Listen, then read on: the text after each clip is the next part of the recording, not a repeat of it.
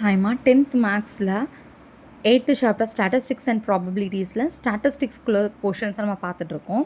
அப்போ அதில் ஒரு இம்பார்ட்டண்டான part range and coefficient of range.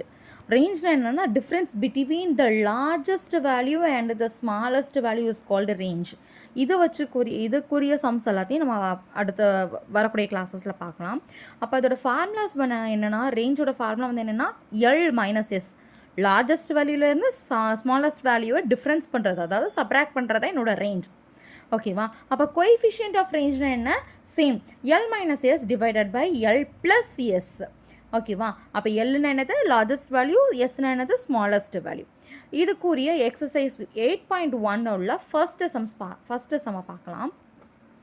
Find the range and the coefficient of the following data. ஒரு data கொடுத்துருக்கான், அந்த டேட்டாவில் இருக்கிறதுக்கு எனக்கு ரேஞ்சையும் ஃபைன் பண்ணுங்கள், கோஎஃபிஷியன்ட் ஆஃப் ரேஞ்சையும் ஃபைன் பண்ணுங்கன்னு சொல்லியிருக்கான். அப்போ ஃபஸ்ட்டு கொடுத்துருக்க டேட்டாவை ஆர்டர் வைஸில் எழுதுகிறேன், அசெண்டிங் ஆர்டரில் எழுதுகிறேன். சின்ன நம்பர்லேருந்து பெரிய நம்பர் வரைக்கும் அசெண்டிங் ஆர்டரில் எழுதுகிறேன். அப்போ அசெண்டிங் ஆர்டரை எழுதுனதில் ஃபஸ்ட்டு ஸ்மாலஸ்ட் வேல்யூ என்னென்னு எடுத்து எழுதிக்கிறேன், நெக்ஸ்ட் லார்ஜஸ்ட் வேல்யூ என்னென்னு எடுத்து எழுதிக்கிறேன். அதை ரெண்டையும் சப்ராக்ட் பண்ணால் தான் என்னது என்னோடய ரேஞ்ச். அப்போ R is equal to L minus S formula மெயினாக எழுதணும். ஓகே பாப்பா, ஃபார்முலா எழுதி சப்ராக்ட் பண்ணி எழுதுங்க. அடுத்து coefficient of range. Coefficient of range என்னது? L minus S divided by L plus S. ஓகேவா? அப்போது அதை சப்ராக்ட் பண்ணி எழுதுறது தான் எனக்கு கோஎஃபிஷியன்ட் ஆஃப் ரேஞ்ச். இது நம்ம டிவைட் பண்ணாலும் பண்ணலாம், இல்லை அப்படியே விட்டாலும் விடலாம். ஓகேவா? அதே மாதிரி இதில் உள்ள செகண்ட் சம், இதில் ஃபஸ்ட்டில் செகண்ட் சம்மையும் பார்த்துடலாம். இதில் பாருங்கள், டெசிமலில் கொடுத்துருக்காங்க. அப்போ நிறைய பேருக்கு டெசிமல் இருக்கிற பார்த்தனாலே கொஞ்சம் பயம் வந்துடும், எப்படி நம்ம இதெல்லாம் சப்ராக்ட் பண்ணி ஆட் பண்ணி எழுத போகிறோம் அப்படின்னு சொல்லிட்டு பயம் வந்துடும். அதனால் ரொம்ப ஈஸி, பண்ணிடலாம். அப்போ ஃபஸ்ட்டு கொடுத்துருக்கிறத நம்ம என்ன பண்ணணும், அசெண்டிங் ஆர்டரில் எழுதணும், ஸ்மால் நம்பர் என்ன எழுதணும், லார்ஜஸ்ட் நம்பர் என்ன எழுதணும், ஆர் இஸ் ஈக்குவல் டு என்னது எல் மைனஸ் எஸ். அப்போ எல் மைனஸ் எஸ்னால் நம்ம எப்படி சப்ராக்ட் பண்ணுவோம்,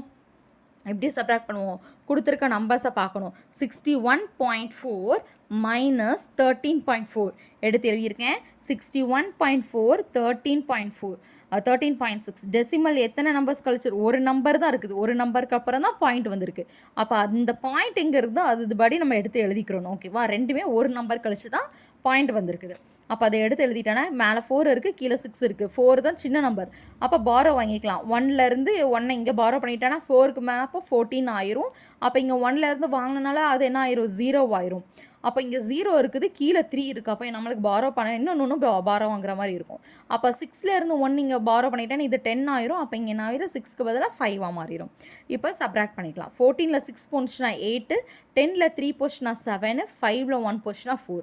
அப்போது இது ரெண்டையும் சப்ராக்ட் பண்ணால் எனக்கு என்னது 47.8 தான் என்னோட ரேஞ்ச். ஓகேவாப்பா? அடுத்து பாருங்கள், coefficient of range. Coefficient of ரேஞ்சோட ஃபார்முலா அது L minus S divided by L plus S. ஓகேவா? சப்ராக்ட் பண்ண நம்மளுக்கு ஏற்கனவே தெரியும், 47.8 டிவைடட் பை இது ரெண்டையும் ஆட் பண்ணணும். எப்படி ஆட் பண்ணிக்கலாம்? 61.4 13.6 ஆட் பண்ணுங்கள். 0 1, அப்போ என்னது 2 3 2 5 ஆச்சு.